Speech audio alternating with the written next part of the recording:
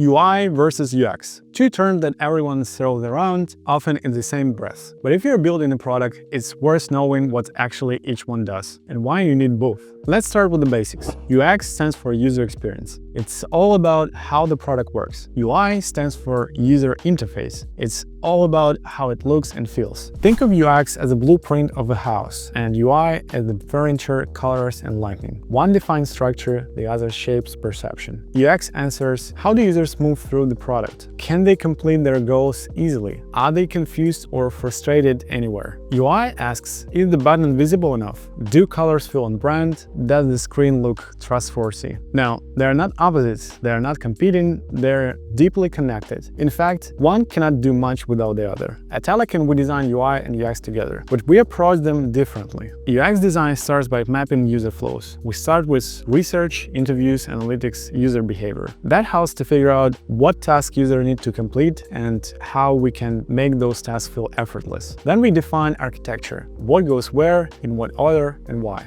Meanwhile, UI design brings clarity to that logic. It's about choosing fonts that are readable, colors that guide attention, layouts that adjust across screen sizes. So let's say you know your product has design issues, but you're not sure what kind. If users are dropping off, struggling to complete flows, or getting lost in the interface, it's likely a UX issue. The problem isn't how it looks, it's how it works. That's exactly what happened with my interview. Their platform was solid technically, but over 90% of candidates were dropping out in the middle of the interview process. It wasn't a visual issue, it was about friction. Too many steps, unclear expectations, awkward transitions. We reworked the flow, simplified inputs, and clarified instructions. That was UX work. Only after the flow was fixed, we polished the visuals. Now, let's say everything in your product technically works. Users can find the right buttons, the flow makes sense, but somehow it still feels off, dated, a little clunky, like it's stuck in 2000s. That's not a UX issue, that's UI. That's what we saw with Private Dining. Their platform for managing private dining events was all the right features. The flows were functional, but the interface looked outdated and didn't reflect the premium, modern experience they wanted to deliver. So instead of overhauling UX, we focused on the visual layer.